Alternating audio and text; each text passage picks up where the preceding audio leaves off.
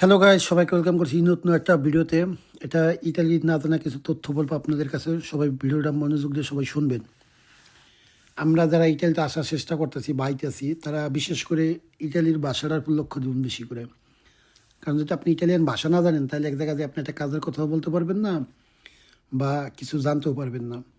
কারণ একটা ভাষাটা এই দেশে মেন। তাই আমরা যারা আসার চেষ্টা করতেছি বা আইসি বিভিন্ন মাধ্যমে, তারা প্রত্যেকে ইটালি ভাষাটার পেছনে একটু খেয়াল রাখবেন, যাতে ভাষাটা আপনারা শিখতে পারেন। গেল এটা।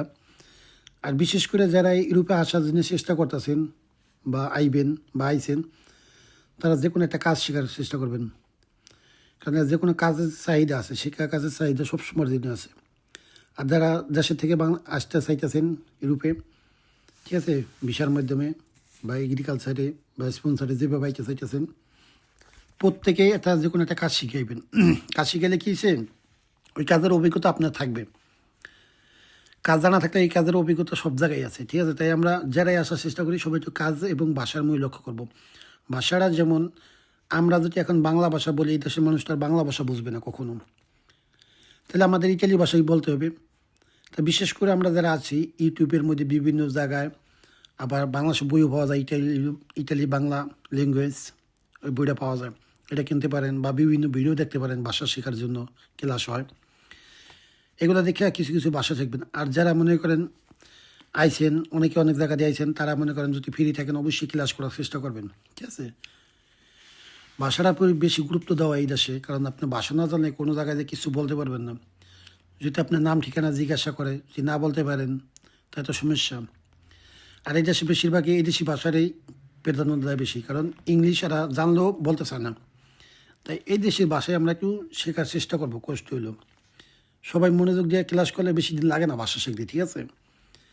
ভাষাটা হচ্ছে আপনি নিজের কাছে। আর কাজ তো মনে করেন আপনি এমনিতেই পাইবেন। আপনি যদি ভাষা জানা থাকে, অবশ্যই আপনি কাজ পাইবেন। কারণ কাজে যে আপনারা বলে একটা, যদি আপনি বোঝেন আরেকটা, যদি আপনারা বলে যে এডি মাল এদিকে আন, আপনি তো হেডে নেন অন্যটাই নেন, তাহলে তো মনে করেন ভেজাল। তো এই কারণে আমরা একটু বেশিরভাগই ভাষার দিকে খেয়াল করবো, যাতে ইটালিয়ান ভাষাটা শিখি। আর ইটালিতে তো মনে করেন বিভিন্ন দেশের থেকে লোক আসে, বা বাংলাদেশে ইটালি সরকার এখন ঘোষণা দিয়েছে লোকান্ত আছে কৃষি বিষয় বা স্পন্সারে, বা যেটা আমরা এগ্রিকালচার বলি, ডোমেস্টিক বিষয়, বিভিন্ন বিষয়ের মাধ্যমে আনতেছে দেশে থেকে লোক। আমরা যারা এই দেশে চাইতেছি ইটালিতে, তারা প্রত্যেকে একটু ভাষা শেখার মুই খেয়াল করবো। আর আমরা একটা কাজের অভিজ্ঞতা চেষ্টা করবো, যে কোনো একটা কাজ আমরা করতে পারি, ঠিক আছে। কারণ ইউরোপে কাজ নাই এমন করলে ভুল, কাজ আছে কিন্তু কাজ জানা থাকা লাগবে। কারণ আপনি তো কাজ না জানিয়ে যদি এসে বলেন ইটালিতে কাজ নাই, তাই তো ভুল। ইটালিতে কাজ আছে, কিন্তু যারা কাজ জানে তাদের কাজ আছে।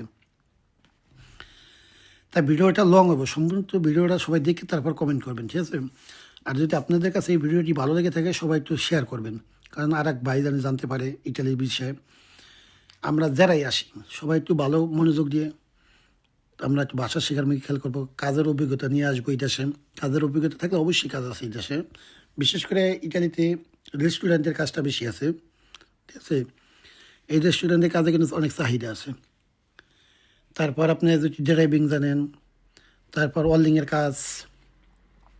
কাজও চাহিদা আছে, কারণ শিবের কাজ এই দেশে প্রচুর, ঠিক আছে।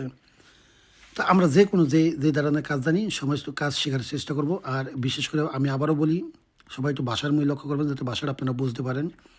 কারণ ভাষাটার প্রতি এদেশে বেশি প্রাধান্য দেয়। আর আপনাদেরকে কথা বলতে বলতে বিভিন্ন জায়গা দেখাইলাম, ইটালির বিভিন্ন সুন্দর সুন্দর দৃশ্য দেখাইলাম। ভিডিওটি কেমন লাগলো অবশ্যই কমেন্ট করবেন, ভালো লাগলে শেয়ার করবেন।